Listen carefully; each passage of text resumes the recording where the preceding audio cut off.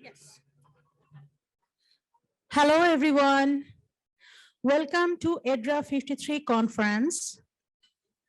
I'm Sharmin Kader, chair of the EDRA board. It is my pleasure to welcome all the participants today for our in-person GPA and course ceremony. After 3 years, we are having this ceremony in person. The last 2 years, we did it virtually.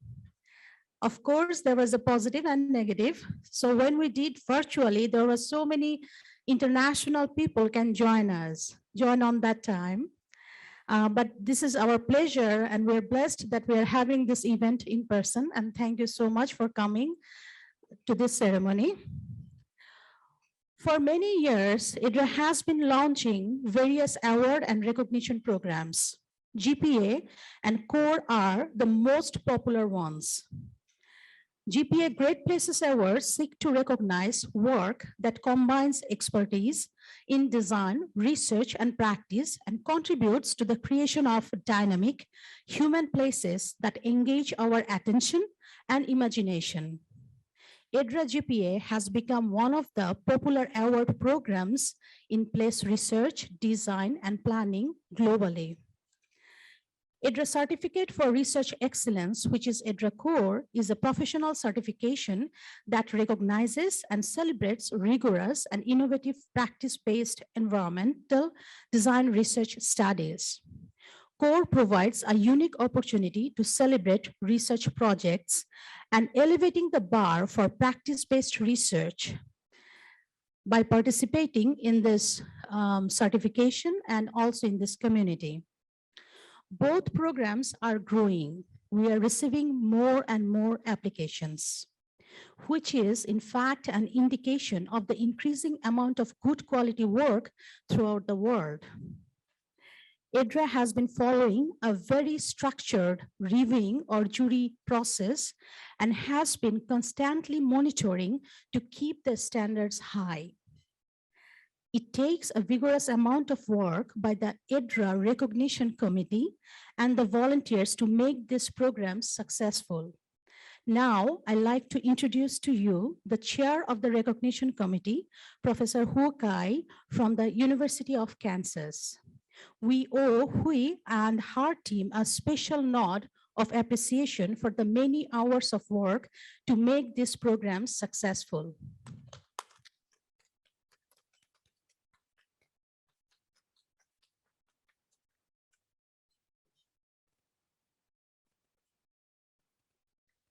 Thank you, everyone, for attending the CORE and GPA Award today to celebrate the success of research and the application of research in practice.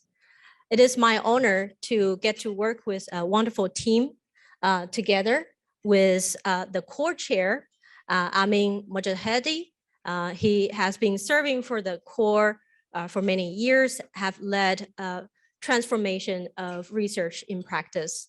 Also, it's my pleasure to get to work with Lisa Ling and Dagmar Rittenbacher, who are the co-chairs of our Great Place Awards. And also, I want to thank all the student volunteers and the local Clemson team for helping with the process. So now it's the exciting moment that we will start with the celebration of our 2022 EDRA Great Place Awards ceremony. Now, please allow me to introduce the mission of the Great Place Awards. Great Place Awards seek to recognize the work that combines expertise in design, research, and practice and contributes to the creation of dynamic human places that engage our attention and imagination. We have the pleasure to partner with Project for Public Spaces, PPS, for the Great Place Awards. During this year particularly, we involved PPS leadership in both the development of the rubrics as well as the evaluation process. It's a great pleasure to work with them and expand the vision of the Great Place Awards. So now let me introduce Lisa Ling, and she will walk you through the winners today. But first, she will introduce you to our GPA committee members. Please give her a round of applause to thank her for all the work. Thank you.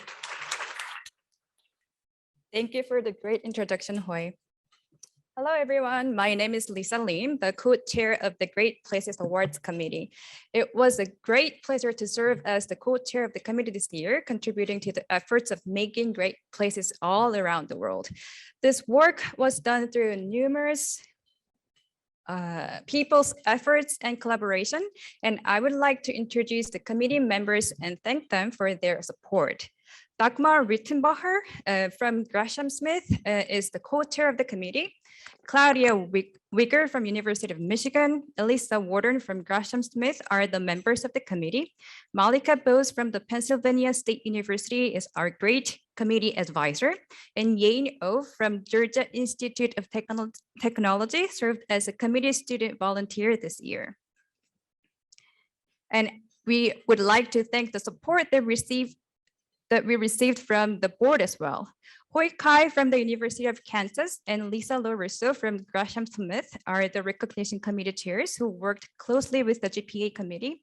And I would like to thank Charmin Carter, the chair of the board, and Danny Rugri, the executive director of the board, and their support. And special thanks goes to Amy Colley from the Conference Exchange for her support throughout the process. The Great Places Awards are celebrating the projects in 5 categories: place art, place book, place design, place planning, and place research.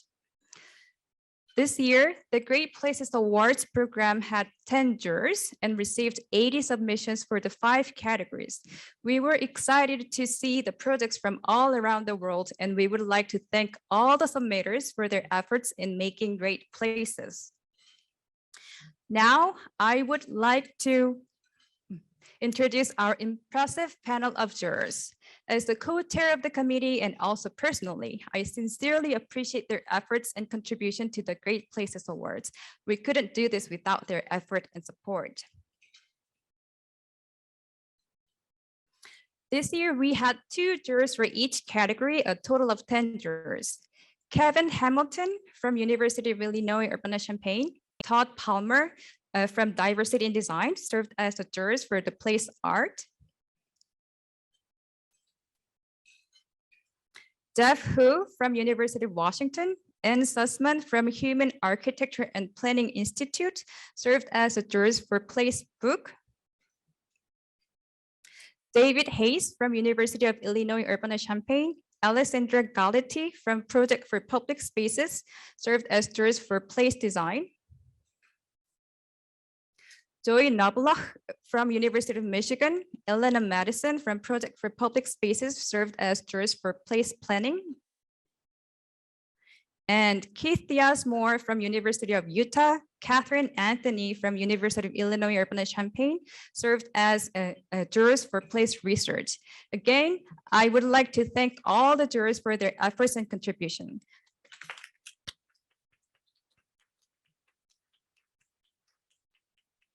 And today Keith Diaz-Moore and David Hayes are with us to celebrate the Great Place Awards ceremony together. Ladies and gentlemen, please join me in welcoming David Hayes and Keith Diaz-Moore to the stage. The review process was conducted in 2 phases this year. The jurors spent numerous hours reviewing the entries within their categories to come up with the final list of the top projects. And all 10 jurors selected the winners together through the 2nd round of the review and a long collective meeting. Now we will announce the winners and honorable mentions of the Great Places Awards.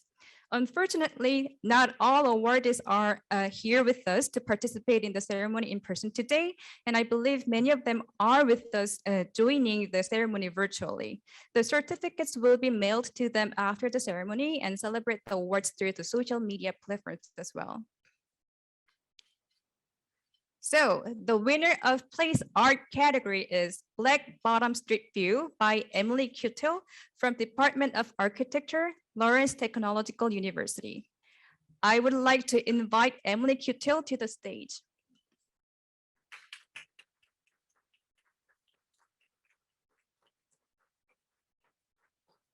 The jurors noted that Black Bottom Street View is a commendable and timely experiment that discovers innovative means of eliciting community voice and makes the systematic forces operating behind seemingly void and evidently neglected sites in Detroit more tangible to diverse publics. Please join me congratulating Emily Cutil for receiving this award.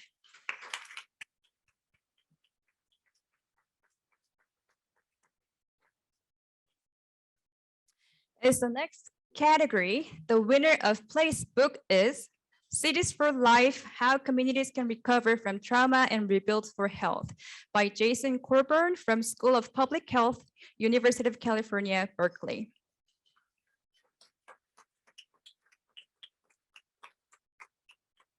The jurors noted that focusing on racism, health, and urban trauma, this book presents a timely and inspiring account of innovative programs in 3 cities that speaks to the structural violence against marginalized communities, both historically and today.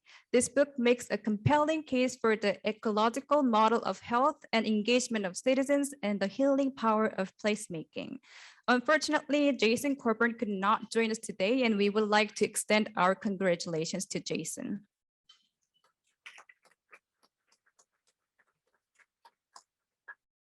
The honorable mention for the Place book goes to Restorative Cities Urban Design for Mental Health and Wellbeing by Jenny Rowe from School of Architecture, University of Virginia, and Laila McKay from Center for Urban Design and Mental Health.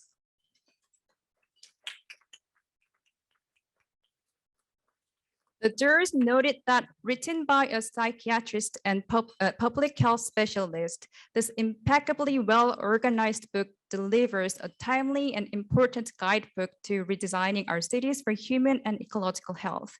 Conceptual yet practical, the book is unusual in the way it places mental health at the fore, connecting scientific, sensory, and social dimensions of health and built environments to do so. Jenny Rowe and Laila McKay could not join us the ceremony in person, and we would like to extend our congratulations to Jenny and Laila.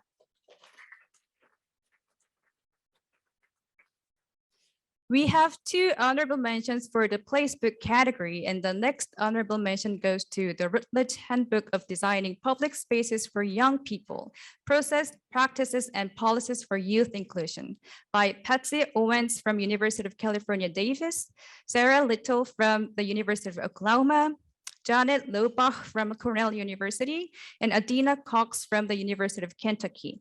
I would like to invite Patsy Owens, Janet Lobach, and Adina Cox to the stage.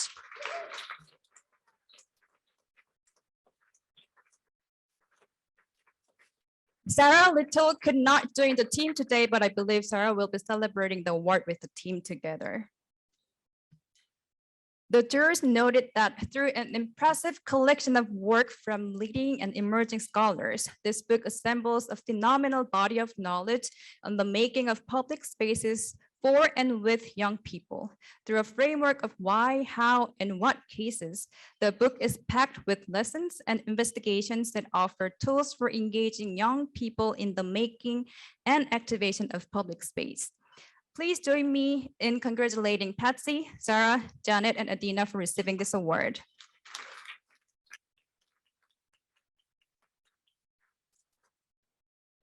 From now on, Dagmar, the co-chair of the committee, will announce the winners of the next 3 categories.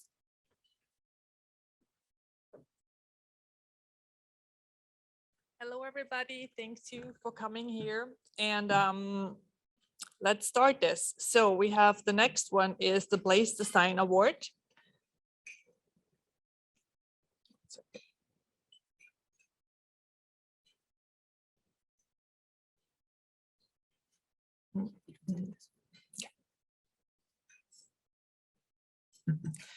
With the title The Seattle Streets Sink by Elizabeth Golden, Associate Professor, Department of Architecture, University of Washington, Bryce Merriman, Founding Principal of M&X Landscape Architecture, and Richard Muller, Associate Professor, Department of Architecture, University of Washington. The Sync creates a positive presence in the streets of Seattle by engaging and supporting people without housing who live within public spaces. Unfortunately, the winners cannot be here, but we were going to send out the prizes for them, the awards. So moving on. Oops. To the honorable mention of place design, the Yanaguana Garden by Daniel S.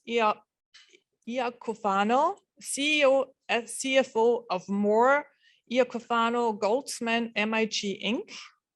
ML Re by Moore, Iacofano, Goldsman, MIG Inc. And looking further, shown in the picture is Amy Mitchell, Susan M. Goldsman, Todd Hera, Jose Leo, and unfortunately they are not here either, but we extend our congratulations of honorable mentioning. And the gardens are set in a context that celebrates the legacy of San Antonio as a multicultural community and serves as a destination for the people and visitors of the city. So now we're moving on to place planning. The 2022 winner of place planning is Greater Northside Urban Design Toolkit by Susan Rogers. She's an associate professor, College of Architecture of the University of Houston.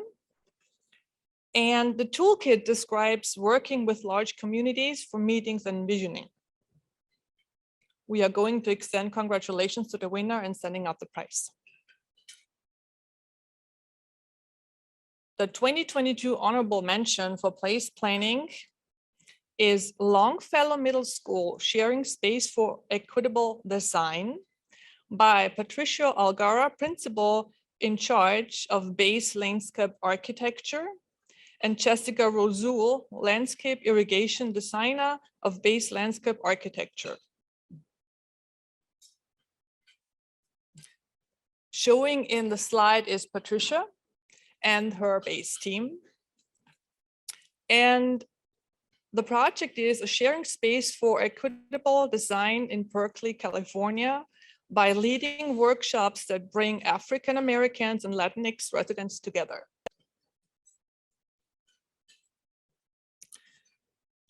Moving on to our last winner, last but not least, 2022 winner in place research by the Campus Landscape as Laboratory, Experiential Learning, Research, Outreach, and Stewardship by A. Kears, Assistant Professor, Landscape Architecture, Environment Design, University of California, Davis, and Patsy Owens, Professor, Landscape Architecture and Environmental Design, University of California. Please come to the stage.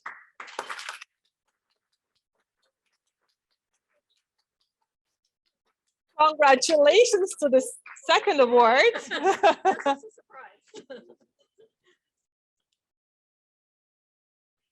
And it's the documentation of the transformation of an outdoor courtyard at Hunt Hall on the University of California, Davis campus through the systematic repeated involvement of landscape architecture students, faculty, staff at UC Davis campus, planning, contractors, irrigation specialists, and horticulturists.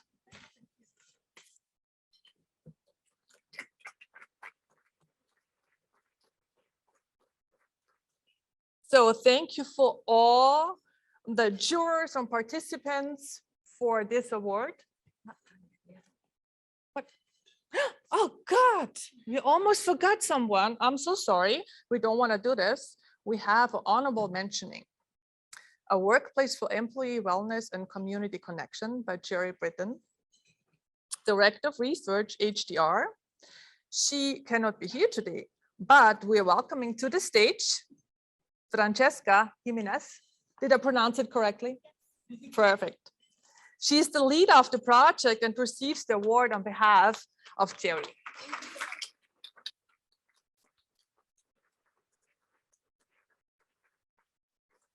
And the study Examines the effect of workplace setting design on sedentary behavior and physical activity, because sitting is the new, what is it? The smoking, right? No smoking, and a variety of serious and costly negative effects on the health. Thank you.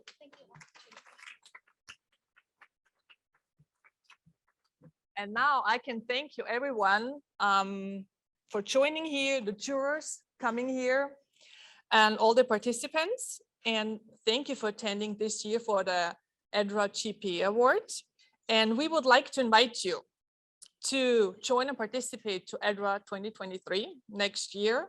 Please submit. We want all those submittals. And now I'm introducing back Hoy again to present the EDRA Core, the Certificate of Research Excellence.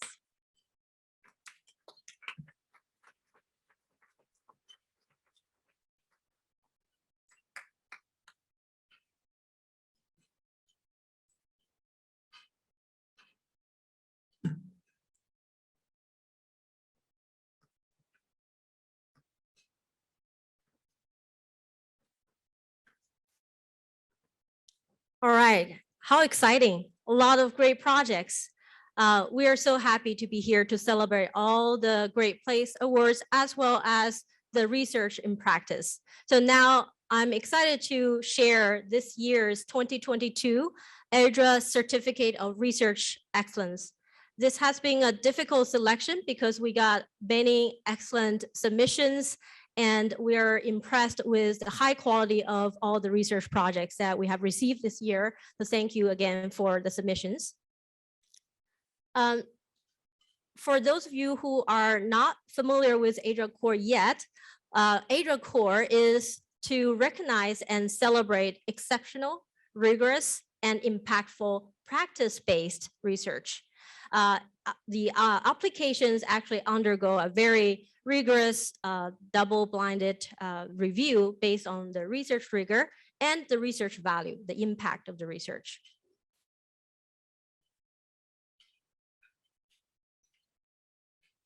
So I included here some testimonies from our previous core applicants and reviewers.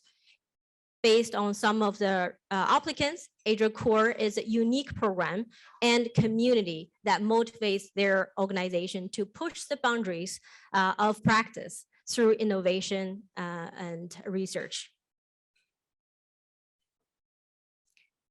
So now let me introduce the wonderful team we have this year for the core. Our core chair, Amin Motahedi, he cannot join us today, but we want to again thank him for the numerous hours that he has spent on organizing a wonderful core committee this year, and all the jury reviewers and the very rigorous selection process. Thank you, Amin. And also, we want to announce two fabulous core fellow that we recruited this year. Megan Kakit, who cannot be here today. She is from human factors and UX researcher from Google. And also Danya Haki, who is with me today here. She is the interior designer and also design researcher from Perkins Eastman. And our core fellows are the ambassador of the research in practice. They help advocate the value of research and core, and also support with the review process. We invite all of you who are interested in joining core, please consider submitting your application to be the EDRA core in the future. Next, I also want to thank our wonderful panel of reviewers, Alison McDowell, Brian Shermer, Danya Haki, myself, Kara Frahofer, Lisa LaRusso, Megan Kakit, Charmin Cater, Terry Zabrowski, and Joe Wan. Again, thank you for all the reviewers for spending a lot of time and efforts on reviewing those applications. Now, the exciting moment happened now. The 2022 recipients of our EDRA core.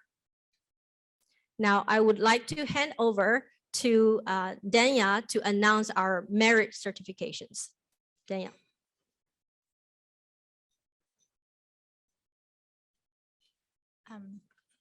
Thank you, everyone. So our first recipient for the merit certificate goes to the Outpatient Experience Index 2021, a national study of American outpatient consumers' experience of outpatient care facilities.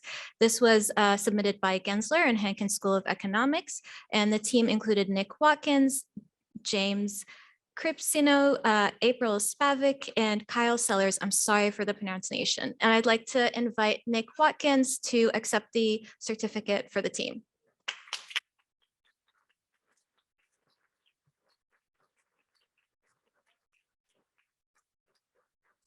So in this project, the team asked a question of what brick and mortar and digital solutions can positively impact and influence outpatient consumers' decisions. They found as a result of the survey, which was nationwide, that the experience outpatients had with the design accounted for upwards of 70% of outpatient loyalty.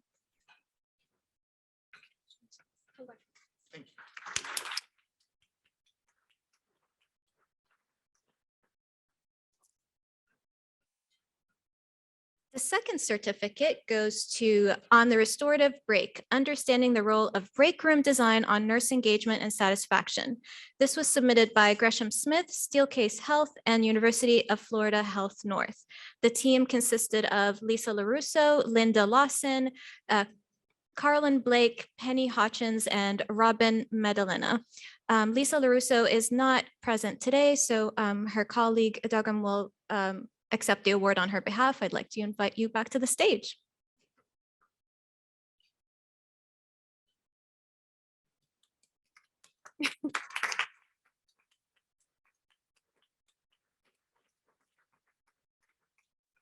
So for this project, attracting and retaining nurses is a mission critical to healthcare organizations, and break room design may influence nurses' engagement in breaks and improve their job satisfaction. The study sought to understand nurses' perceptions of and engagement with breaks and the impact of culture on design on the frequency and duration location of break rooms. Congratulations to the team.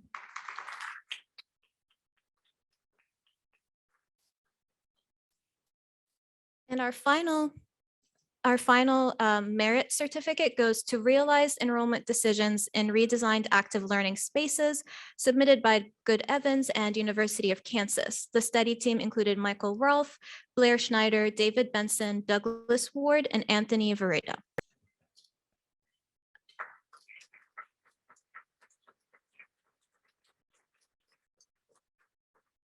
In this study, the team examined student enrollment choices when faced with limited access to newly renovated active learning spaces. A comparison controlling for course, instructor, and teaching showed that more women enrolled in the active learning space, relied more on peer influence to make decisions, and student success was much higher in active learning spaces. Congratulations.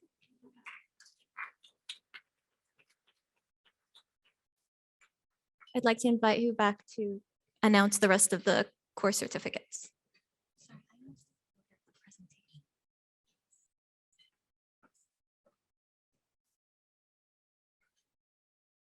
All right. We have 10 more excellent projects that will receive the ADRA core certificate. The first one is project Innovate and Validate. Scenario modeling to test centralized registration feasibility in a multi-specialty clinic. This project is submitted by Erin Cole, and the project team composed of Alice Gittler, Marianne Hosseini, and Michael Hoke. I would like to invite Michael and Marianne to join us on the stage.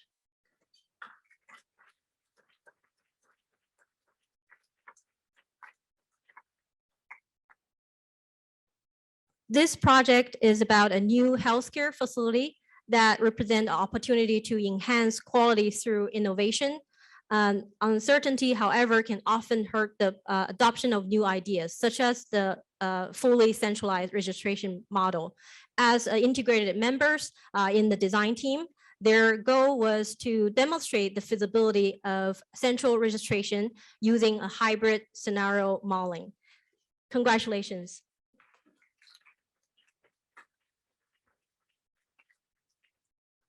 Next project is a pre-post outcomes evaluation study of inpatient unit in inevitable step toward continuous process improvement. This project submitted by HKS Inc. and Pro Medica Toledo Hospital. The project team is composed of Rutali Joshi, Upali Nada, and Camelia Marodi, Paula Grib, Marty Nana, and Parsa and Deborah Wiggler. Congratulations again for the team.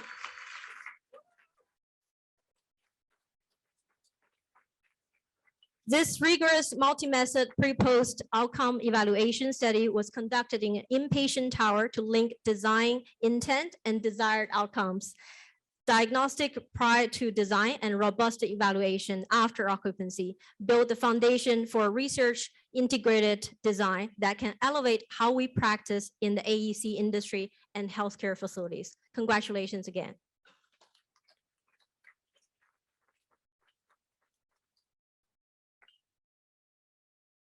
The next project is reimagining the employee experience in a manufacturing plant. A project submitted by HGA architects, engineers, and Marvin. The project team is composed of Adahed Mustad, Ashley Macaulay, and Makshid Jalalian, and Oshana Rich, Anasha Baladi, and Marvin. Trust me, I practiced multiple times. All right, let's welcome the team to join us on the stage.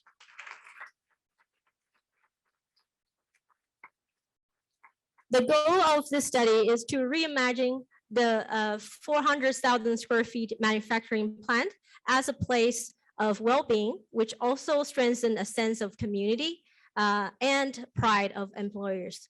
Through a design thinking process that included mixed method research and participatory design, 12 experience insights were identified to drive a 5-year master plan. Congratulations again.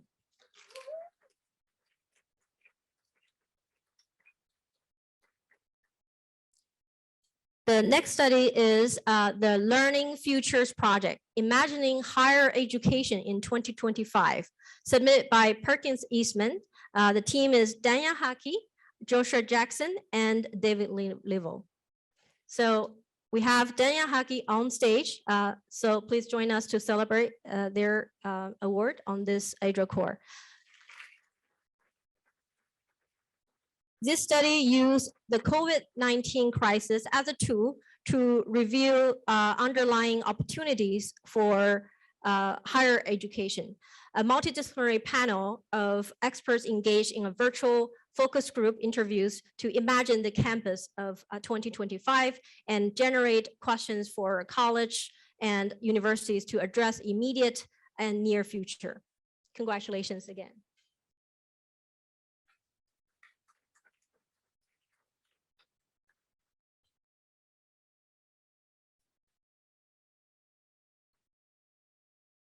Our next study is integrating prediction and performance models into scenario-based resilient community design. The project was submitted by Texas A&M University and led by Galen Newman, Karishma Joshi, and Jiali Liu. Unfortunately, the team cannot be with us today, but this is wonderful research. Let's extend our congratulations to the team. This research used the land transformation model to predict 3 different urban growth scenarios for Tampa, Florida, then integrate the long-term hydraulic impact assessment model to determine how effective the current comprehensive plan is in adapting urban growth to decreasing flood risk and population load, pollution load. Next study is reimagining the workplace environment for a flexible work model. The project is submitted by HGA architects and engineers. The project team is composed of Kara Fraunhofer, Sarah Berses, Paula Sorsting, Renee Rich, and Mashid Jalalian. So unfortunately, Kara cannot be with us here today, but Renee Rich will receive the award on behalf of the team. Congratulations.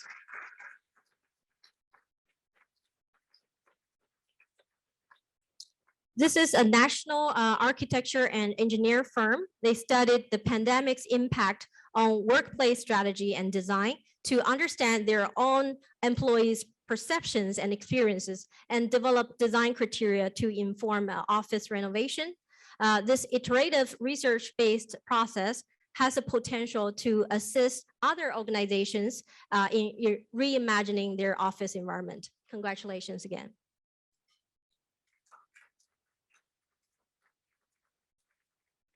The next study is student well-being on a Live Learn campus, a COVID era study submitted by HKS Inc. And the study team is composed of Upali Nada and Renee Mantus. And Renee Mantus will accept the award on behalf of the team. Congratulations.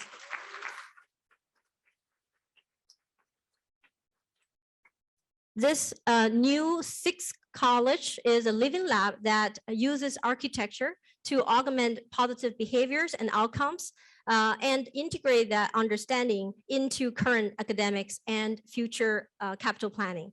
This study investigates the relationship between built environment design strategies and student well-being, social connection, and environmental health, which is much needed. Congratulations.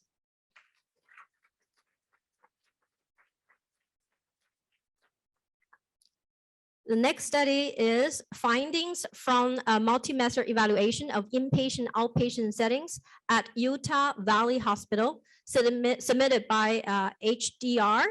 The project team is Abigail Hithoff and Francesca Jimenez, Annette Himlick, Tina Lolan, Katie Frick, and Susan McDewitt, Neil Crystal, Todd Tierney, and Jerry Britton.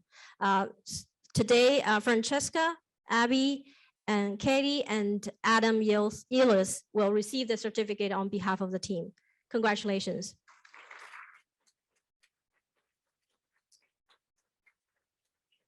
Utah Valley Hospital undertook a major project replacing more than half of the campus buildings.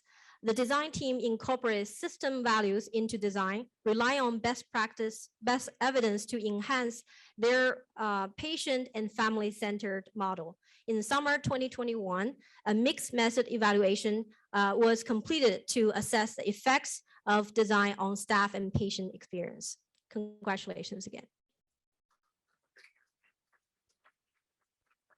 Next study is Making a Champion, Reimagining the Elite Student Athlete Experience, submitted by Perkins Eastman. And the study team is composed of Emily Kimlowski, Joshua Jackson, and Scott Skemmenberg.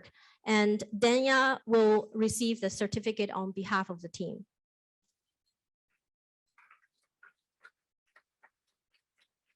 This post-occupancy evaluation study was conducted at an athlete performance center located at a major state university. Using interviews and surveys to gather feedback, researchers found that the center enhanced student athlete performance, campus connections, recruiting, fundraising, resiliency, and flexibility, even through the COVID-19 pandemic. Congratulations again to the team.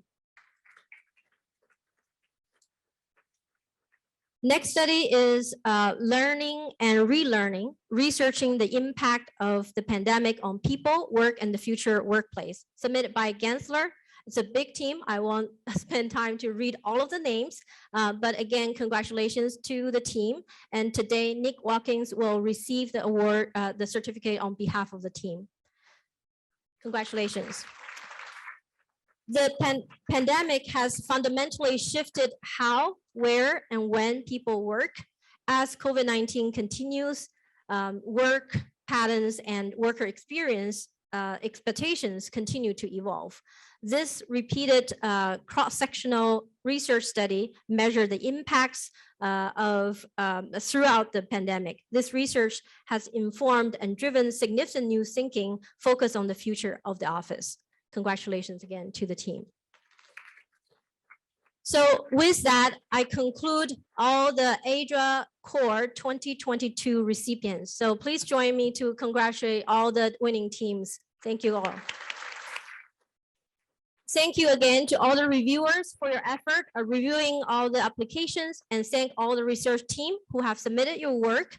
We are looking forward to seeing more wonderful submissions next year. Please join us in 2023. And also lastly, I want to also thank the GPA committee, core committee, Amy Colley from Convex, our ED, Danny Rugri, our chair, Charmin Cater, and Clemson local team. Appreciate all the help, and also our wonderful student volunteers in Sarah and Swati. Thank you all.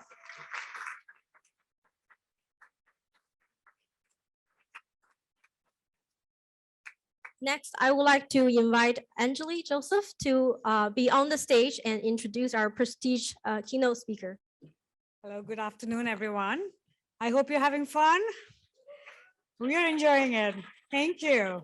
It's so great to see you all. As I was talking to someone else, this is our home. This is where we all get to nerd out and just talk about research. So it is my great pleasure today to introduce Dr. Andrew Ibrahim. We started first talking about the role of architecture and urban design in promoting healthcare more than 7 years ago. So he and I have had wonderful conversations over the years. Andrew has a unique background as a clinician who understands the value of design in improving outcomes. He's an incredible speaker, a passionate researcher, and an all-around wonderful person that I'm glad to call as a friend. You have a treat in store for you. So just a little bit more about him so you know who he is. Andrew is an assistant professor of surgery, architecture, and urban planning at the University of Michigan, and also chief medical officer at HOK, a global design and architecture firm. Dr. Ibrahim's research at the interface of healthcare, policy evaluation, and architecture has resulted in numerous publications, book chapters, international presentations, and appointments to the editorial board of the JAMA Network. He directs the Health and Design Fellowship at the University of Michigan and also co-directs the Center for Healthcare Outcomes and Policy at the University of Michigan. I'd like to welcome to the stage Dr. Andrew Ibrahim. Good to be here. So last time I came to Clemson, it was about 3 or 4 years ago, and the cab driver said, "Oh, are you here for the conference?" I said, "Yeah." And she said, "Well, what do you do?" And I said, "Well, I'm a surgeon. I do policy research, but my first love was architecture, and I work in a global design firm."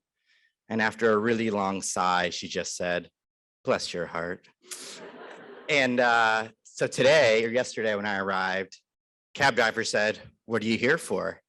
And I thought for a minute and just said, "Vacation." So it is good to be here. This does feel like vacation. It's fun to be in person, in good company. I take very sacredly having your attention for this time and celebrating with such high intellectual brain power of people that I look up to and respect a ton. So what I want to try to talk about is health in all design and think a little bit about new tools and new partners, because I think this is a unique venue where these collaborations happen. And hopefully by the end of it, inspires you to think a little differently about your work moving forward. As Anjali mentioned, I live in 3 different worlds. So every Monday I am in an operating room and I practice as a certified general surgeon. Every 5th week I'm on emergency call. So if it's your appendix, gallbladder, your colon ruptures, I'm your guy. I am a formally trained health services researcher. So most of my research training is actually by way of economics and econometrics. I direct an 80-person health services research group that does a lot of policy evaluation. And it's been such a treat to try to export some of those tools into the design world. And before I did all that, of course, I studied architecture. So I did my foundation coursework at the Bartlett in London. And for the last 5 years, I've been working with HOK as a senior principal and their chief medical officer. So all 3 of those converge. And I think the way it best was codified is health in all design. And I truly believe that everything we design and create can improve health. But for this audience in particular, I feel like I need to add one more word, and that we can measurably improve health. Not just say it's self-evident, not just say it's intuitive, but that we have some way to rigorously evaluate, did our design actually do the things that we thought and hoped it would do? So my game plan to try to enhance this conversation is to first tell you a little bit about why now. I think we are in a golden era to think about health in all design, not just because it's the topic of the conference, but there actually has been a storm brewing for a number of years that I hope I can convince you this is the moment for us to really capitalize on realizing the potential of design for health. I want to give some examples from our work where we've tried to take either new tools or new collaborations and new teams to think about some of these design questions differently. Some of it is data sets that aren't traditionally used in that way, or team members and tools that we haven't used, and trying to put those together. And then finally, hopefully I'll leave you with something optimistic of a roadmap. Could we go back a slide? There we go. Hopefully give you a path forward of some practical things that I think we can all start doing today. And some of those conversations are already happening, and that gets me excited. And it's like, that's why I'm here, because I want to be a part of those conversations. So the momentum for health in all design has been brewing for a long time, but it is at its apex now. So for the history buffs in the room, Marcus Vitruvius had this in his core canons of architecture. He said that the architect should be equipped with knowledge of medicine, for without these conditions, the healthiness of the design cannot be reassured. So it's not to say that it wasn't part of us, but I don't think it was ever like at the forefront of our radar, but it's certainly in the roots and traditions of our work. The AIA about 8 years ago made a significant investment in design and health. When the US Surgeon General came to the AIA's office in DC, made this very short statement that architects are public health workers. And for a long time, that actually hung in the lobby of the AIA, and that everybody who came into that building saw themselves as public health workers. And the AIA subsequently followed up with many committees that built out continuing education work and framework that really, for the first time, I remember being on some of these committees, walking into firms and saying, have you thought about health as a priority in what you design? And many people just kind of looked at us blankly. Some started to say, you know, our clients are asking and we don't know what to do. Can you help us? And so AIA made a big push to start creating a lot of these frameworks. And I think that nudged us up a little. What is maybe less intuitive that I want to talk about that probably made, I think, the biggest leap in the backdrop of all of this is the Affordable Care Act. I think a lot of us remember this moment. There's no question it's probably the single most dramatic change in healthcare policy in our lifetime. And one of its core tenets was to put payments for healthcare at risk. You do things the right way, you get paid a bonus. You do things that don't work, you lose some money. Now, at that time, most hospitals were small or independent hospitals who couldn't manage that risk. If you're a small hospital and you get hit with a penalty 1 or 2 years in a row, you may go bankrupt and have to close. And that was a very real financial reality of the Affordable Care Act. So what happened? Everyone started banding together. Through today, about every week, there are 2 hospital mergers or consolidations that happen in the United States. All of a sudden, we now have these large health systems that span half a state, a full state, 2 states, 3 states. I was just on a phone call with someone yesterday whose healthcare system is so big that he was candidly asking, should we have our own aviation and transportation system? We're now in 9 states. We're becoming our own supply chain. And just to think like, this is actually the result of the ACA, and it's almost something we never talk about, that these economies of scale have grown so much, but so have the expectations. So after this realization came to happen, where we were no longer just thinking about, you know, a single hospital and what's the care they provide there, but we really had to think about like regional delivery. You now have these whole networks and groups of hospitals. How do those fit together? What does that mean for we think about health and design? So I think whatever health system you're a part of, I feel like everybody cares about US News and World Report. And this was so telling. When this pattern became clear, US News and World Report made a position statement, we're gonna change the way we evaluate hospitals now that they've grown to scale. Rather than seeing an elite provider as a hospitals contained within four walls, we envision a web of hospitals of various sizes and functions within an ecosystem that have services for population health management and programs that benefit whole communities. That wasn't possible before the ACA. Hospitals weren't big enough. But if your hospital now has grown to scale where you have a whole region, it's very self-evident that you actually now need a community relationship. You need to demonstrate how are you feeding back to that community. Payers followed suit. This was published in the New England Journal subsequently after that, where payers were starting to say, should health insurers actually invest in communities through Medicare and Medicaid? Should we take the money that we typically give to doctors for health care and figure out ways to move that money into communities? So they tested all these alternative payment models. This was one of the famous one in accountable health communities, where this small pilot in the healthcare world of 150 million was put into these 5 domains. What like a radical transformation. This is sort of happening all in the background of the ACA and these alternative payment models, but the focus very clearly through payments was moving outside of hospital walls into communities.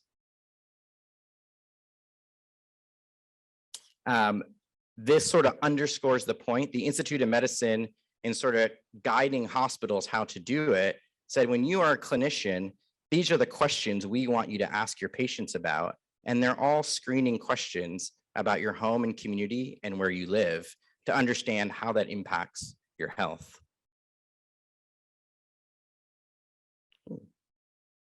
I'm like bad at the clicker game here. It's like building dramatic pauses though, right? Don't worry, more people are buying into my health and design thing. The slide's coming. I'll take next slide, please. All right, so even health insurers, every major health insurer now has a housing portfolio because the incentives have changed. If the incentive has now moved to a regional delivery model where you are responsible to your community, then a health insurer has a real bottom line to develop housing and to think about a housing portfolio in that context. Even went further into food and food access and health insurers having to do that. Dramatically different conversation than before the Affordable Care Act, but a lot of it was stimulated by risk and by hospital systems going to scale. This just came out 2 weeks ago, which was Medicare's latest revised strategy of how they're going to change their payment models. And all of it comes under the umbrella of systems. It's no longer individual providers, no longer individual hospitals, but instead it's systems and their ability to deliver on scale. So all that to say that like this is certainly like I think a huge uptake that I don't think was very obvious. It wasn't as explicit, but it's been brewing in the background. And then finally, kind of the cherry on top here that really skyrocketed things was COVID. It is impossible now to talk about anybody, about anything without thinking about COVID and health. And I'll give you this comparison. Before COVID, I gave this talk in London called Health in All Design, where I very aspirationally asked, what if everything we design and create was done with health as a priority? And when you give the equivalent talk in Michigan, just like Clemson, you have to include football somehow. So I reframed that question to ask, you know, what if a stadium wasn't just a venue used for sports a dozen days a year, but an actual place that was a public resource for health every day? I did not know that there was a pandemic just about to happen. And sure enough, the stadium became our primary vaccination site. It actually became a public resource for health. And when I talked to one of the administrators about it, this quote was so telling about the importance of public infrastructure and the intuition that we should be designing for health, but it hasn't been explicit. Well, of course, Andrew, what other venue can rapidly move thousands of people, have enough parking, and be a source of good morale? And I said, do I have a talk for you? But it was interesting. It was actually pretty reassuring to me that people in these leadership roles who are commanding millions, if not billions of dollars of resources already have some intuition that we should be rethinking the way these huge public infrastructures work for health. But it almost took a pandemic to make that very explicit. And sure enough, when I think of my last 3 years on the architecture practice side, sure, I've gotten a couple hospital phone calls, but the majority of work that I've been asked to weigh in on has been offices, stadiums, airports. How do we think about a healthy airport? What does that mean? How do you change the flow and space of a stadium to make it a resource that people can use every day? So the health and design moment, it's not just because it's the title of the conference. I think if the title of the conference was whatever, I'd still be telling you health and all design is what we should be and can be doing now, because there's such a moment to do it. So let me tell you a little bit about what we tried to do in the last couple of years in creating a health and all design team, and some of the work we've been trying to push. And I certainly see this as a conversation, both positive and critique of the way we're trying to expand and make these connections a little more explicit. The team started big and only got bigger. But what I love most about this team, they're diverse for a number of reasons, including who they are and where they come from, but also in their expertises. So our team of researchers that I work with all the time have so many forms of expertise, whether it's formal architecture practice, being in architecture academics, public policy, structural racism, econometrics, which you'll hear about a little bit more, risk adjustment, quality measurement. And it's incredible how the question about health and design changes when you change the people who are in the room talking about it. So what I'll try to do is give you a couple examples, starting in some very traditional healthcare, and I'll move things out into the community and health to show how we're trying to think differently about some of the tools and some of the partners that we're using to do this work. This slide always makes me a little bit sad, and as someone who's also on the practice side, it's just so true. We very rarely do post-occupancy evaluations.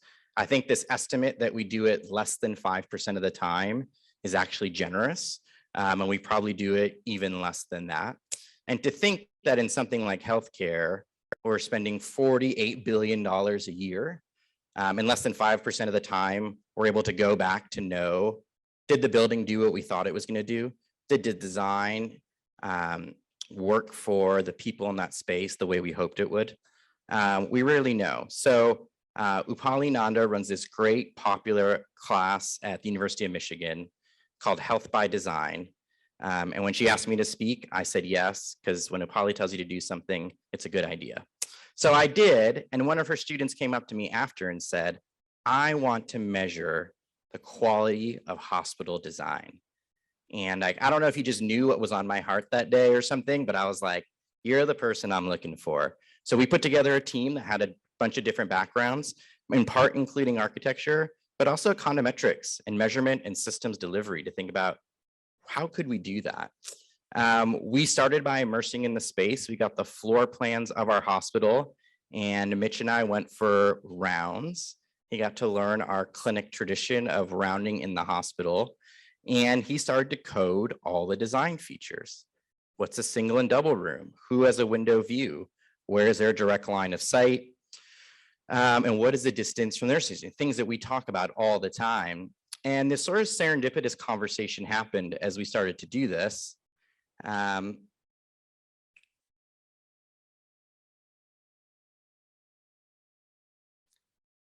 took Mitch through the basement, and he said, what on earth are we doing down here?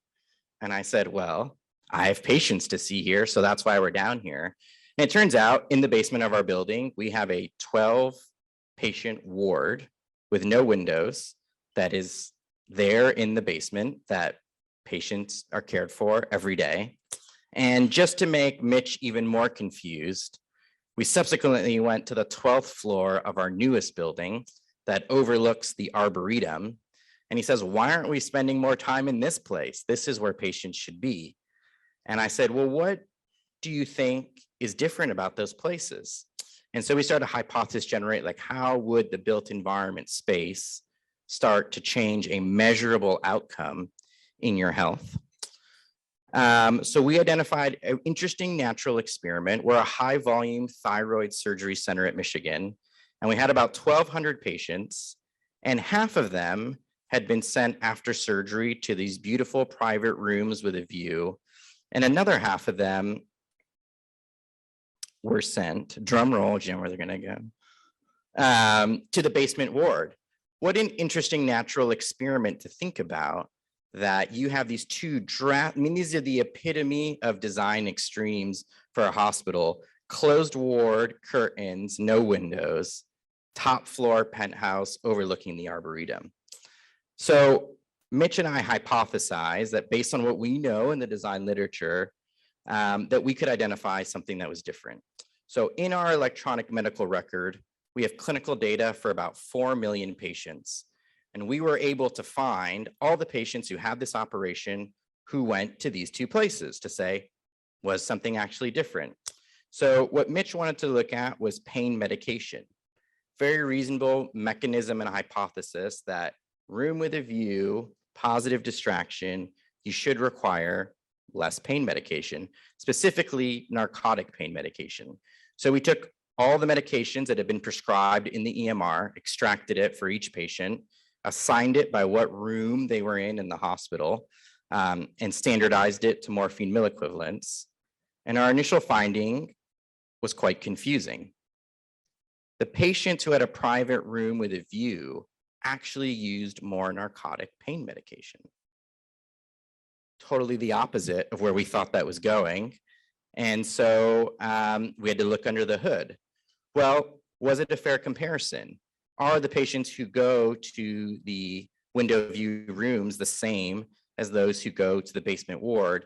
And do we need to start using the tools of econometrics and risk adjustment to sort of level the playing field, to say, you know, did some of the people have a pain medication history before and now have a higher tolerance? Did some of them where they have conditions where they already have some pain before the surgery even starts? So we started to risk adjust. This was just a clinical risk adjustment for gender, just accounting for men versus women, and the difference goes away altogether. Pretty dramatic shift from significantly more to now even. And then when you use gender and selected background health conditions, it actually flips the opposite way. In other words, depending on what clinical risk adjustment model you use in this scenario, you could get exactly opposite interpretations of the data. That gave me pause and a little bit of discomfort, because we realized the power of the data and how much the data can change by applying these different analytic tools that are so accustomed in clinical medicine. You can't publish a paper in clinical medicine with a clinical outcome without risk adjustment. And we just did it here in this small study and thought, oh my gosh, how many other papers is this true for? So we've started a systematic review of hospital design studies that have a clinical outcome. They're using an outcome of a patient's clinical outcome. More than 80% of them don't have any form of clinical risk adjustment. When I told Mitch I was going to give this talk and use those slides, he's like, oh man, I'm totally going to be the bad guy. And I said, no, it's actually a great opportunity to think about can and should and how the tools of econometrics and risk adjustment start to become standard in our design research. And at Mitch's request, I have to show you his other cool work. Otherwise he'll kill me. So he got very deep in the weeds of this novel data set of everything that is in the electronic medical record, we can extract by room number, by timestamp. So what Mitch did here was he took the floor plans of this unit where we rounded, and he started to map every time there was a timestamp that somebody went into the room.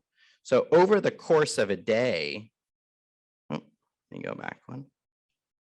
Over the course of a day, you can start to evaluate how often is that room visited.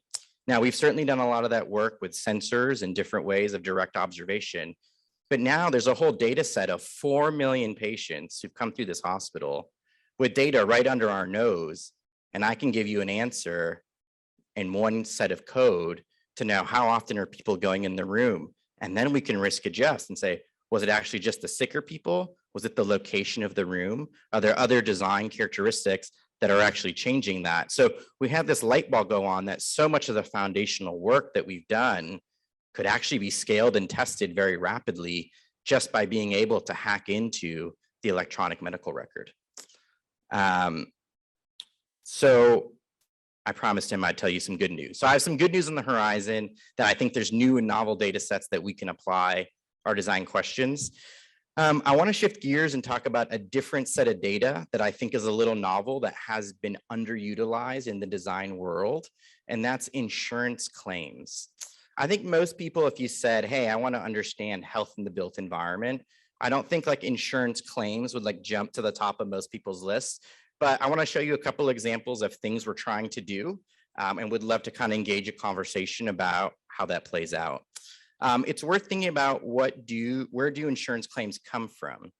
So when you go to like the grocery store, everything you pay for has an amount and it's scanned with a barcode and it's specific such that if you only had the receipt, you would know everything that that person put in their shopping cart and took home. There's an equivalent for how hospitals get paid. This is like the OG 2010 paper form that you used to have to fill out for Medicare.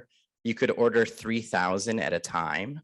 And every time you wanted to bill an insurer, you had to fill out this form. And in true kind of nerdy OCD standardized fashion, there is a beautiful coding book that periodically gets renewed that says, if you want to bill for a heart attack, here is the codes you have to use. If somebody has a urinary tract infection, here are the codes. So we started to think like, why use insurance claims data? Like, it's commonly used in policy evaluation. It had been like a backbone of my work for 5 years. Does it help us answer some design questions? Insurance claims has some real methodologic upside. It gives you both clinical and financial data. So as we start to think like, what's our value proposition for a design intervention? If we can start putting a dollar value to it, it gives us another platform to stand on.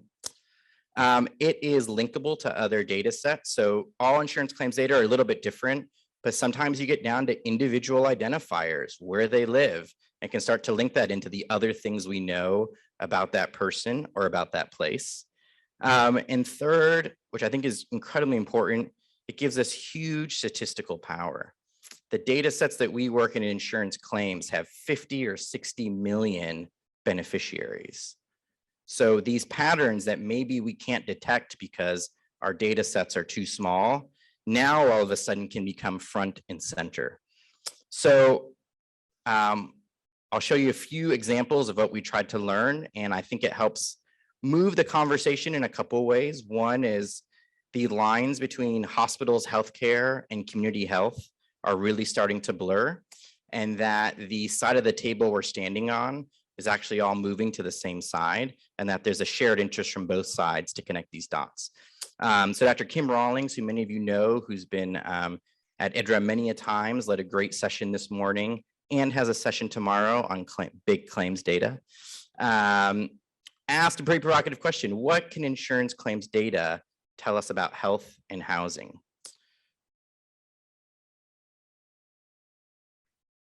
I know, edge of your seat, I feel it. So we use the HCUP National Inpatient Sample. This is claims data that's 20% sample but weighted of every inpatient hospital admission in the United States. Insured, uninsured, privately insured, cash only. All of it is captured in there at every hospital in the United States. Now, I told you earlier that insurers are paying for housing. And what that should tell you is when somebody is paying for something, that means you can track it in billable data, or that they're going to lobby and make a case to be able to identify it. So sure enough, when you go to that big ICD-10 book, there is new in the last 5 years, an entire set of codes dedicated to housing instability, an entire set of ways that you can identify who are the inpatient admissions who don't have stable housing before they came in to the hospital. So Dr. Rawlings went through this work, reviewed about 60 million admissions, so it gives you that statistical power, found all the ones who had housing instability diagnosis. More than half of the admissions were for a mental health diagnosis, and it totaled more than $5 billion. Take that in for a minute. Now, it's not to say that we now have an answer about housing or that we now know what the differences are in these groups, but how much better are we positioned to advocate for resources around health and housing and housing and mental health when our state and federal officials start to allocate budgets and want to identify priority areas? How valuable is this data to say, here's what it is at 30,000 feet. And by the way, now that there's this much money involved, if you give us a small slice of it, we can dive into the details and do the work that we've been doing here for years and really start to tease apart what really matters. So I love this use of claims data, not that it actually gets to a design answer, but helps us bring attention and resources to our work.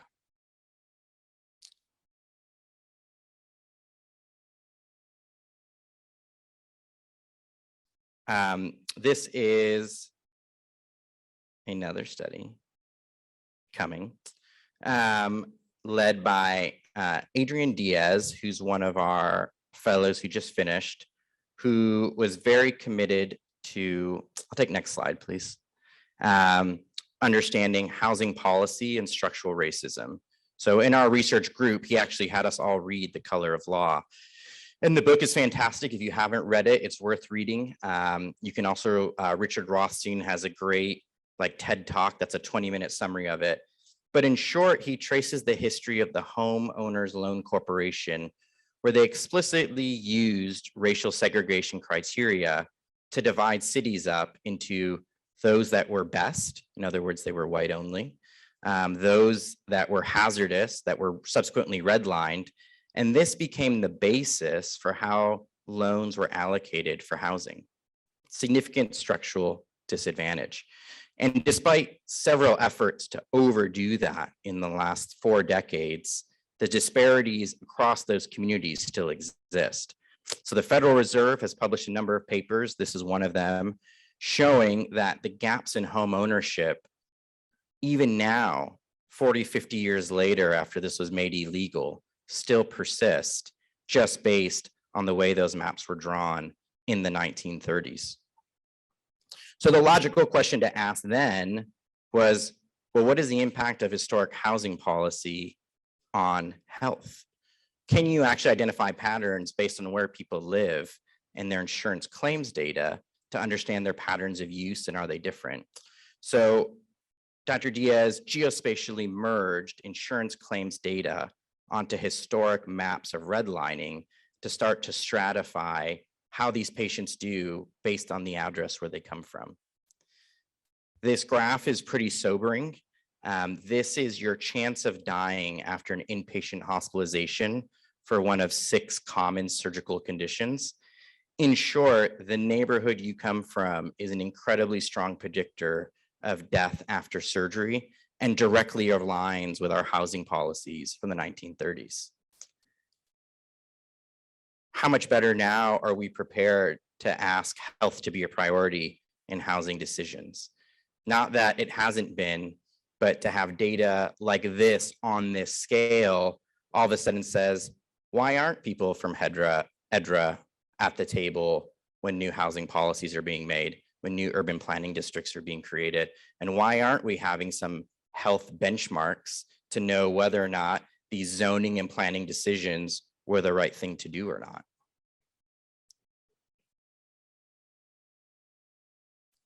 And finally, I'll give you one last example. This is our work in health affairs that just came out about 2 weeks ago. Health affairs, not a journal. I don't think it's read a ton in the design world, but this is what every Washington, DC Senate staffer reads every week. It is actually explicitly designed to appeal to an audience of mid-20 staffers. And they tell you that when they're line editing all your beautiful prose into things that you wouldn't normally say. But we took Medicare claims data, so this is 50 million beneficiaries across the state, and geospatially merged it onto the CDC's Social Vulnerability Index. This is an index that was created for understanding after natural resources who is most vulnerable for a bad outcome.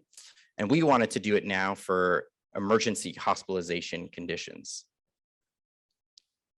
The punchline of the paper, I won't put you through a lot of methods and risk adjustment, but in short, patients living in communities with the highest social vulnerability were more likely to travel further for longer times and to lower rated hospitals to obtain care, and subsequently had worse outcomes. So it's interesting. I've spent most of my career thinking so much about what happens in the hospital and how do we improve the care inside the hospital walls. But the data is really clear once you start to link someone's home address to the insurance claims that, geez, maybe we're focusing in the wrong place and we should be spending a lot of time thinking about where are they coming from and what are the measurable signals of health that we can identify from those communities.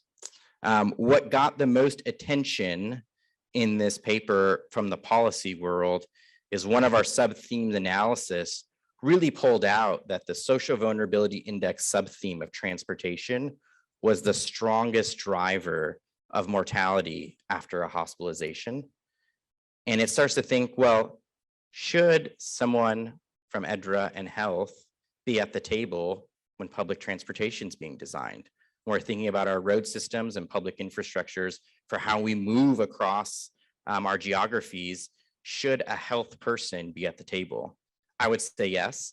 And I'm excited about this data to try to use that as the platform to say, us in this room should be carrying health in all design to every possible table we can, including the way our public resources are allocated and implemented.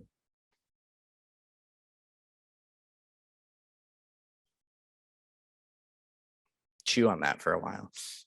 So I hopefully gave you kind of these three domains of where I think there's opportunity for common ground from moving from traditional healthcare in the hospital and applying new tools to taking some of our traditional healthcare tools and actually moving them outside of the hospital and to start to blur the lines intentionally to say that where health and hospital and doctors happen should be right on the same side of the table as design and the way we create our spaces across this continuum. So I want to leave you with some optimism and a path forward of things I think EDRA is uniquely positioned to carry forward. And I think these conversations are already starting today. So at the crux of why we've been able to do a lot of this work is because we've been able to get data where we've been able to link design features to health data. Such a challenge. We had a conversation this morning where so many people said, I would love to know what my building does. I would love to know if this space I designed worked, but the client won't give me the health data. They won't let me back in the building. So we need a collective effort to think a little differently about what is the data that we have and what are the ways that we can share that more readily. Health data has a lot of unique privacy concerns. And so it's probably going to involve some unique partnerships to say, I'm going to work with my local school of public health or my local medical school. They can hold the health data, but let me give them the design variables. Let me show them where these things link. Let me show them these design hypotheses and use the health data to test them. And I think this can be a really great forum to start to organize. How do we have those conversations? How do we create those relationships that are effective? The second is standardized measures. A lot of the things that I just showed you using insurance claims data were based on standard measures that we've had in insurance claims research for years. But when we say the uncomfortable phrase of a post-occupancy evaluation, do we have standard measures? Do we have standard things we're going to measure, when to measure them, in what capacity, who does it? We need to standardize that to start making it much more normative in our language. I'm obviously a huge advocate for cross-training. I love being able to have architects in practice come into a very healthcare heavy group. And I love being the healthcare heavy person who gets to go into architecture and design practices. And I was thinking, Upali and I were talking about this morning. One thing I love, Upali and I are from rival firms, but we collaborate all the time. And I think that's maybe another new tool, new partnership that like we need to make more normative, that we're actually all on the same side of the table. But we thought like, what if every major architecture firm in practice had somebody rigorously trained in healthcare analytics, somebody who was facile in administrative claims data, who could use insurance claims, link it to where this project is being done, and start to model and estimate the effect of our design on health, and then could go back in a POE and hold us to task and say, did it actually do the things we hoped it would do? How great would it be to have a whole cross-trained workforce who could be inside firms on the ground changing practice, but armed with all the expertise that we're developing in academia. And then finally, before I say this last one, I have to clarify, this is only my own personal view and not that of any of my employers. I think we need incentives to do it. I'll take a clap for that. I think it would be wonderful if every client said, you will not win this project until you show us your last 10 post-occupancy evaluations. And part of this project is going to be at risk based on pre-agreed outcomes. You tell us this building is going to have this energy efficiency. At 1 year, we will measure. If it does it, great, 2% bonus on your fees. If it doesn't, 2% penalty. I didn't come up with the idea. It's actually what doctors are subject to all the time. But it is the basis for a lot of our quality improvement work.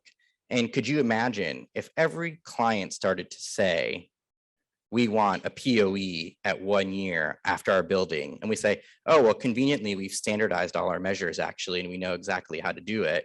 We would have a whole new workforce of public health and econometric people working in architecture firms, because that's the only way they'd win projects. So I am excited because I told you about these hospitals growing to scale. When it was a one-off hospital, they may not care about the 1 year outcomes. You're a 15 hospital system who's doing a new project every 2 years. All of a sudden, how well your last 2 or 3 projects really matter. And you really want to know, like, should you rehire that firm? Should you try that same design? Is there an objective way to measure and know if the design did the things we thought? So I'm optimistic that as our clients grow in scale, we'll actually have a real incentive to say, make this a standard part of contracts and put some finance at risk. Again, clarifying my personal opinion only and not that of my employers or their lawyers. So with that, I will say thank you. Many good people have made a lot of this work possible. If any of you are in Ann Arbor, I'd love to take you to a game at the Big House. And it's actually when you're there and you don't care that much about football, you can think a lot about how these huge public spaces can be used for health outside of that 3 hours of the football game. So with that, I'll say thank you for your time and I look forward to the conversation.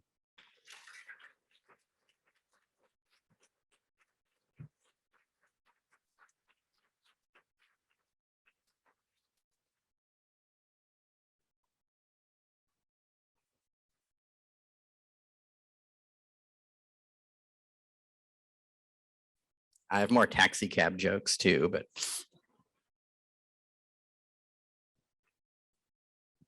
Thanks for a great presentation. Could you comment? It seems like when you said that hospital systems have grown, and that's a good thing. Do you see a threshold for that? Could it become too big?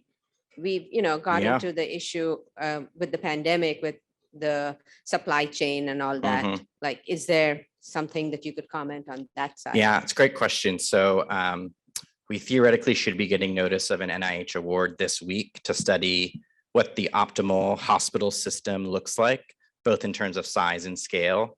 The SEC, in terms of antitrust law, is very interested in how big is too big. And I think there's a couple domains of it. I think when hospitals merge across the country, it seems a little less practical that they're going to be able to cross leverage their resources. But the regional delivery systems where you start to have a very prominent footprint in a defined geography, I think there's like a better case. So we'll hopefully have better answers for you, but I agree. The flip side of these consolidations is it eliminates competition. And there's been some great work by a researcher named Zach Cooper at Yale, who's created these competition indexes and found that as competition goes below a certain threshold, your healthcare outcomes actually get worse. And so there is some upper limit. I don't know what it is, but I think everyone's going to try to push whatever that is. And that's going to get us to some critical mass of scale where we can get much more creative about how health is implemented in our built design. Thank you. So thanks again, a wonderful presentation. I looked just now and Roger Ulrich's 1984 study has 7,110 citations. So it would be interesting if you can finally answer the question, is that replicable? His view of nature study that appeared in Nature that was the founding study of our field. So question one is, given your work with risk adjustment, do you think Roger was right? And then the second, maybe more serious question is really, how can you or we make these resources available?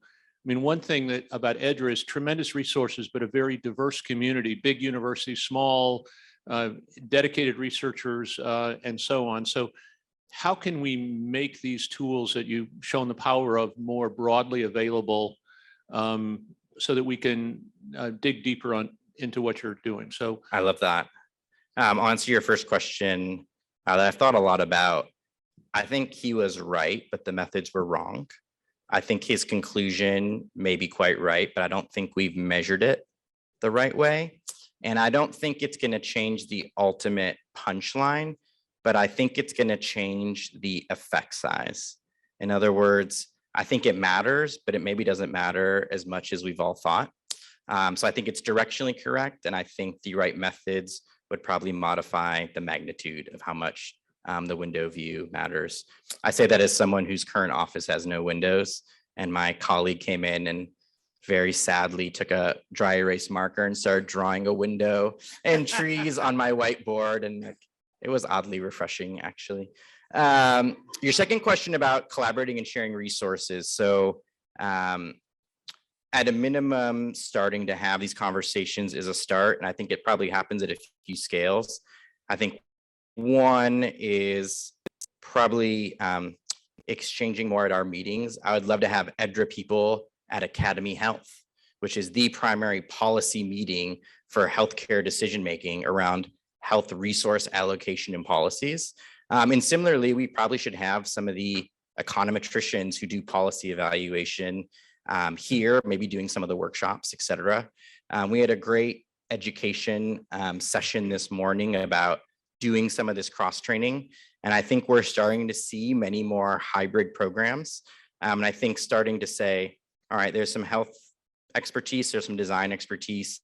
I think the third part of that is quantitative analytics and rigorous analytics and bringing that in. So I think the model's there and it's just adding another ingredient to the recipe.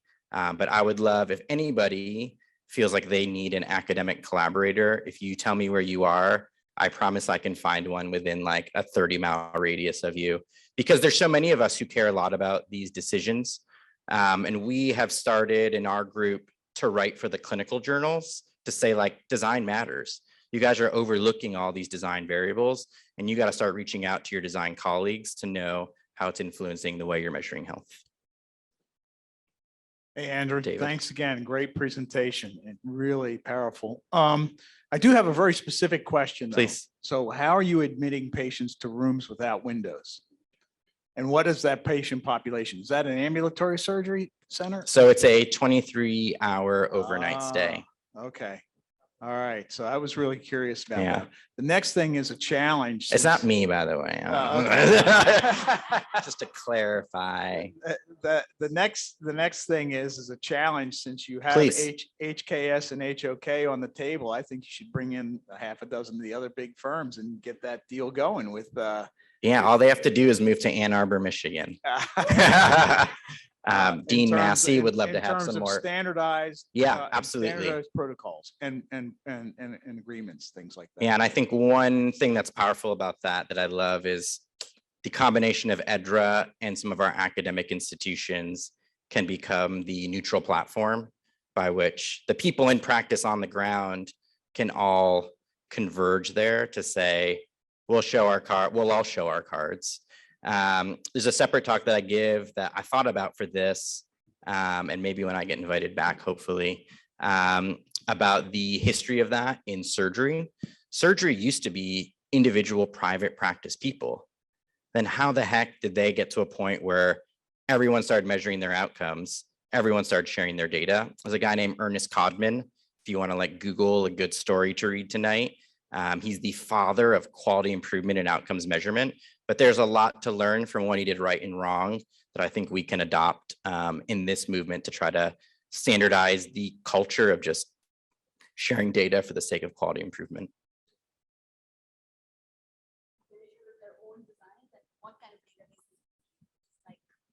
A really, really big problem. So there is a lot of data literacy on, even if you put this model in place, if the design community is not keeping good quantitative data and maintaining databases, then you have like a really, really foundational problem. For the young millennial crowd, there's a really good tech startup in there somewhere that if you crack the code, you'll retire before 40. Challenge, it's out there. I'm not sure where we're going next, but there's a lot of hands. Oh, please.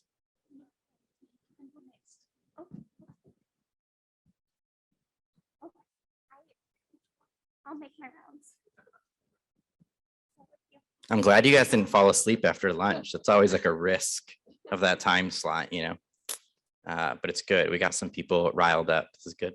Yeah, I was going to say my jet lag is completely gone. I could run a marathon after hearing all the ways to use insurance claims.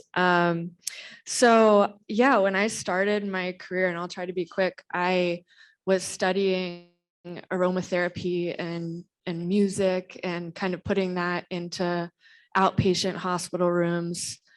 And then I realized when I did my graduate studies, how much, when you start peeling the onion, lives behind the change that's really needed. And so over the last couple of years, these claims, the trends are basically taking everything inpatient, pushing it into outpatient spaces for that quality and for the windows. And then even into the homes now, which is where this whole aging in place movement is heading. I worked for CVS for a bit, and there was a lot of new retail data looking at consumer behavior, self-reported data. There's now genome data that's being gathered. So I'm curious, when you're looking globally at these data sets, I think the social vulnerability index is a phenomenal addition to this research. But everyone's kind of working and becoming, maybe falling in love with different data sets. And consumers are starting to take a back door to healthcare. And what I mean by that is they're becoming doctor consumer. And so I'm curious about, when you're looking at all of the data sets, how do you account for some of that, those gaps that currently exist? You know, you got medical devices and new tracking elements coming in as well for health reported outcomes. Yeah. So anyways, my question in short is like, can I get that code from Mitch?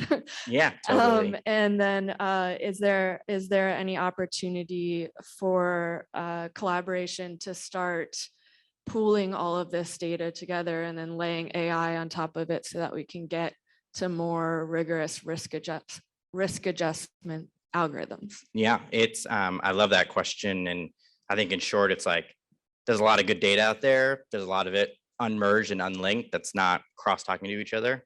I think there's a couple strategies around that. I certainly think in this academic environment or in this meeting environment, there's a lot of opportunities amongst us to collaborate.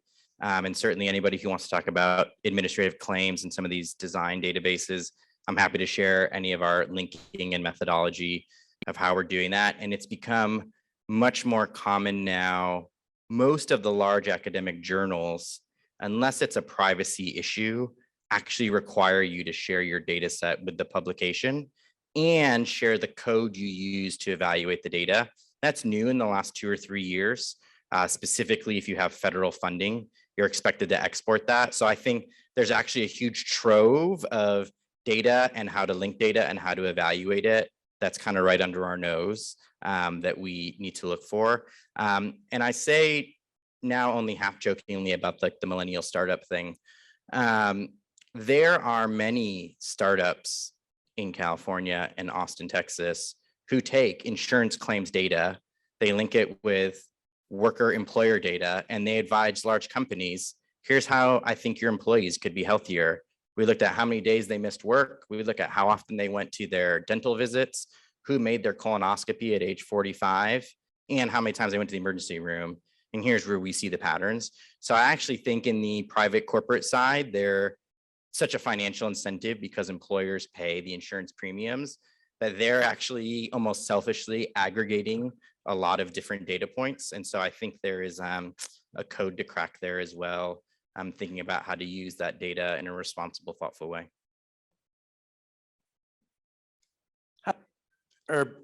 Hi, how are you? Good, how are you? Good. Hey, I really was moved by your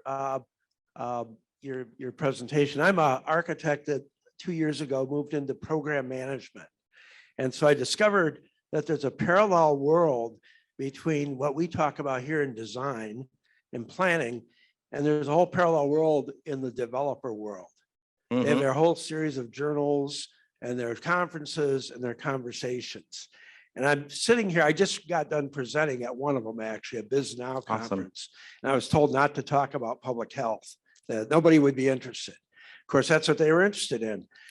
So the question to you and the question to the audience is, how do we move what we're talking about in here into the community that might be where the developers reside? Because those are the individuals at the end of the day that may want to be better informed as to the power of what we're building for public health. And so I'd like to stay in touch with you on that. And discuss how we can start to, I'll use the word infiltrate. Start to introduce ideas into their journals, into their conferences, and into their conversations. I love that. And I would, as a framework, start to say, start at home. And by that, I mean, for my own institution, the University of Michigan, we employ like 80,000 people and pay all their health insurance benefits. Just occurred to me, I've actually never talked to them about their health insurance plan and how their benefits are designed and how this data might inform it. That all of a sudden gets you very on the ground. So even starting in your institution that may have a lot of that data, where you now have a real front row seat to real decision making. In parallel to that at your institution, what are they building next and what are they investing in and where are they doing it and how that scales? It would be fascinating to think, like, does Related want a group of EDRA people at their conversations every year, at their annual meetings? Some of the most interesting discussions I've been invited to speak at have been with construction firms who in their closed door 30 people say, is this really what you think healthcare is going to look like in 5 years? And it's a real opportunity to infuse their decision-making with our frameworks and models. So I love it. And I think that's a great brainstorm conversation for all of us to think, how do we get our expertise, knowledge, and platform and perspectives into a lot of places outside of this room? I think part of what's going to drive that is money. And I don't like to harp too much on insurance claims data because there definitely has a lot of limitations, but a huge benefit gives you a dollar sign. So when you start to say, there's $4 or $5 billion being spent on mental health, And a large part of it is because of housing insecurity. You have people's attention. And I think us being able to link our design decisions and ideas to a dollar amount, I think is one way we get our foot in the door. I have a question over here.